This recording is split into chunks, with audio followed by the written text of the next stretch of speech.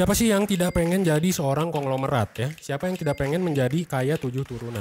Ya, kita semua pasti pengen kaya, punya tanah banyak gitu ya, punya kos-kosan 5.000 pintu guys. Dan bisa pergi kemana saja, bisa beli apa saja tanpa harus mikirin duit. Realitanya gitu ya, meskipun banyak yang percaya bahwa kita bisa berubah karena mindset. Nah ini, lagi-lagi apa?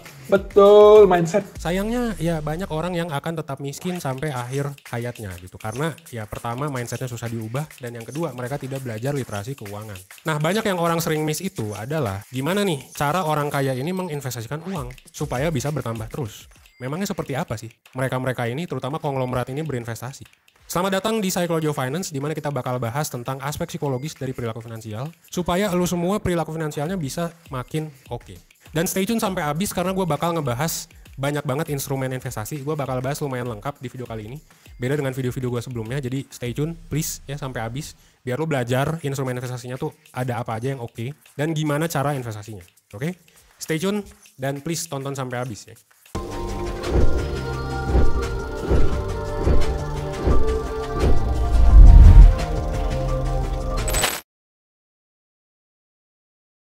Oke, pertama kita semua harus tahu bahwa tidak semua orang itu punya privilege yang sama guys. Ya, ada yang lahir dari keluarga konglomerat dan karena punya banyak uang akhirnya ya bisa invest dengan ya lebih banyak modal dan dengan high risk. Dan yang kita semua tahu prinsip finansial yang dari dulu sampai sekarang tetap ada adalah ya high risk adalah high return. Jadi gimana sih para konglo ini berinvestasi?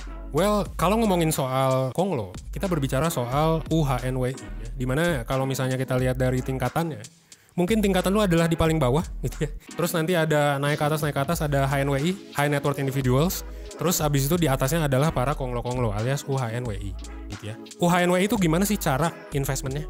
Pertama kita perlu tahu dulu privilege mereka adalah cash guys gitu ya. Jadi banyak banget konglo-konglo ini yang menyimpan cash sangat banyak. Ya lu ketika lu pinter investasi dan lu punya duit banyak, lu tinggal invest aja di sesuatu yang naik. Kayak misalnya ketika COVID yang bakal naik adalah apa? Ya rumah sakit dong. Yang kedua, konglo-konglo ini juga biasanya suka invest di bisnis ya, terutama di yang namanya adalah saham guys. Nah biasanya para ya orang terkaya di dunia yang tercatat ya guys, yang tercatat. Kalau yang tidak tercatat misalnya seperti Pablo Escobar dan lain sebagainya mungkin beda investmentnya. Di Forbes gitu kalau lo lihat itu kebanyakan rata-rata mereka tuh lebih dari 20% tuh buat saham. Gitu ya, jadi saham ini sangat direkomendasikan. Dan biasanya juga sahamnya macam-macam ya, bukan hanya dari satu negara tapi juga dari berbagai macam negara. Yang ketiga, gitu ya. Yang ketiga juga, nah biasanya konglo-konglo ini mereka kan suka spending. Spendingnya tuh ya mungkin agak random gitu ya, dibandingkan orang-orang normal. Kayak misalnya ya mereka suka ikut lelang karya seni lah, mereka beli jamnya jam Rolex lah, Patek Philippe lah, dan lain sebagainya gitu. Mereka tuh hobinya di barang-barang mahal. Yang menariknya adalah barang-barang mahal ini juga ternyata itu bisa jadi alat investasi.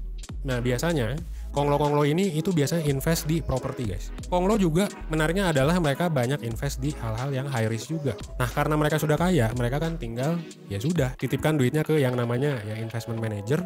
Manajer investasi nanti dapat duit fee sekaligus juga dapat persentase ketika naik. Nah itu adalah investasi para konglo. Nah menariknya konglo ini juga bisa jadi diuntungkan ketika ada yang namanya insider info.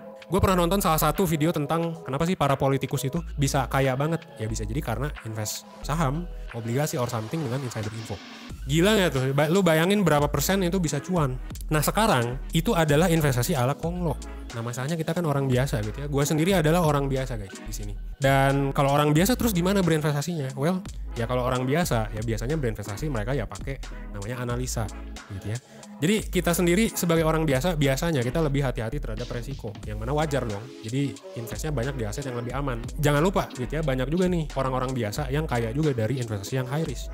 Nah tapi yang jelas kita perlu belajar yang namanya literasi keuangan sebagai orang biasa gitu. Makanya setelah ini gue bakal kasih tahu apa yang harus diperhatikan dan aset investasi apa yang memang bisa lu perhatikan juga gitu ya sebagai investor baru atau investor biasa lah dalam tanda kutip. Investor baru gitu ya, ini problematika yang sering terjadi adalah dua tadi sih ya. Kalau yang pertama kan tadi ke bawah hype terus angus.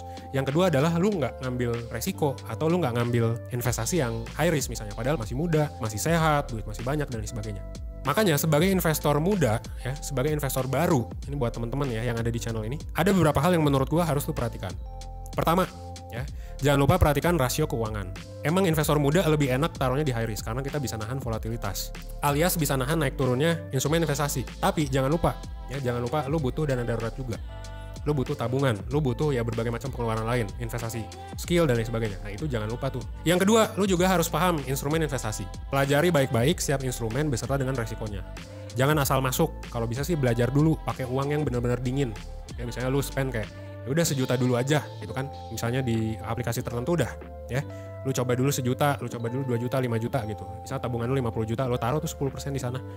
Yang ketiga, manajemen emosi. Nah, manajemen emosi ini penting banget. Jadi atur emosi saat investasi. Jangan mudah panik ketika harga turun, karena harga turun belum tentu fundamentalnya juga turun. Justru malah kadang-kadang lebih bagus lu invest lagi ketika harga turun. Atau ketika harga naik, jangan buru-buru jual atau jangan buru-buru seneng. Gitu ya, santai aja. Gitu kan. Dengan memperhatikan 3 hal ini, investasi lu bakal jauh lebih aman dan menguntungkan. Oke. Sebagai investor muda, sebagai investor baru nih ya, Gen Z milenial, nih lu semua, lu perlu paham bahwa ada beberapa instrumen investasi. Pertama emas. Nah, emas ini menurut gua cocok buat investor pemula, buat siapapun sih sebenarnya. Karena harganya cenderung stabil, minim risiko, dan cocok untuk tujuan investasi jangka pendek maupun panjang. Yang kedua ya, yang masih resikonya relatif rendah, meskipun nggak selalu rendah, adalah reksadana. Kenapa gue bilang nggak selalu rendah? Karena reksadana banyak tipenya guys, gitu ya. Tapi reksadana itu ya ibaratnya ya relatif rendah lah dibandingkan yang lain. Karena ini dikelola oleh manajer investasi profesional. Jadi lu nggak perlu repot analisis atau apapun ya, lu tinggal, bahkan kalau saran gue untuk beberapa reksadana tertentu, lu kayak bahkan udah nggak perlu lihat cuy. Udah nggak perlu lihat, udah langsung top up otomatis aja gitu tiap bulan. Ya udah lu berapa juta tuh langsung taruh aja ke reksadana pilihan. Nah itu yang resikonya cenderung relatif rendah. Nah sekarang yang kedua adalah investasi di instrumen yang resiko menengah hingga tinggi. Yang menengah hingga tinggi itu adalah saham. Ya, ini udah jelas. Kenapa saham? Karena saham itu lumayan agak naik turun guys. Volatilitasnya lumayan tinggi. Tapi saham itu menurut gua ini cocok banget untuk investor muda yang udah jago dalam ya menganalisis keuangan perusahaan sekaligus yang pengen belajar juga. Kenapa? Karena saham biasanya memang akan cenderung terus naik dalam jangka waktu panjang ya, kecuali ya tentu saham-saham tertentu ya enggak lah. Dan investasi saham ini menurut gua oke banget karena lu bisa dapat bukan hanya capital gain, tapi juga lu bisa dapat dividen kalau misalnya harga sahamnya naik. Dan yang terakhir adalah kripto. Nah ini kripto mungkin adalah salah satu bisa dibilang instrumen investasi yang resikonya cukup tinggi. Ini cocok banget buat orang yang ya sudah belajar dan juga pakai uang dingin di sini. Gitu. Dan potensi upside-nya gede banget, apalagi ketika cryptocurrency ini nanti bakal dipakai sama banyak banget orang. Tapi memang kekurangannya adalah ya banyak banget ya kripto-kripto yang bisa naik dalam sekejap dan turunnya juga bisa sekejap gitu ya. Sama kayak Bitcoin sekarang juga lagi nurun. Kalau buat lo yang aduh gue masih bingung bang dan lain sebagainya, lo bisa belajar dulu karena cukup volatile.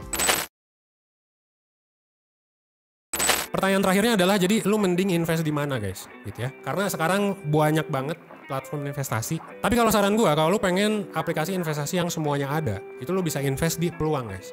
Platform yang menurut gue salah satu yang sangat lengkap instrumennya, mulai dari emas, reksadana, saham US, kripto, dan ini juga sudah diawasi oleh OJK, oleh Bapepti ya untuk masing-masing instrumennya. Jadi menurut gue bisa dibilang aman. Bukan seperti aplikasi investasi yang orang-orangnya pada di penjara berapa tahun lalu gitu ya guys. Ini bisa dibilang relatif aman.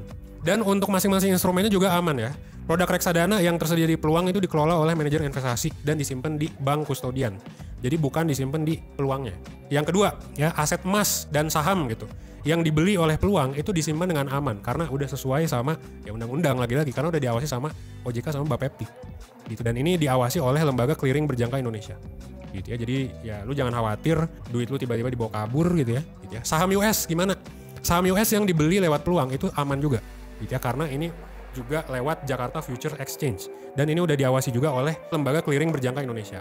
Kripto gimana? Nah, kripto juga sama, itu juga lewat layanan kustodian dari Fireblocks. Jadi dipisah, disegregasi penuh. Ini udah ada kayak pihak ketiganya lagi, gitu ya, yang independen, yang nyimpen aset nasabah.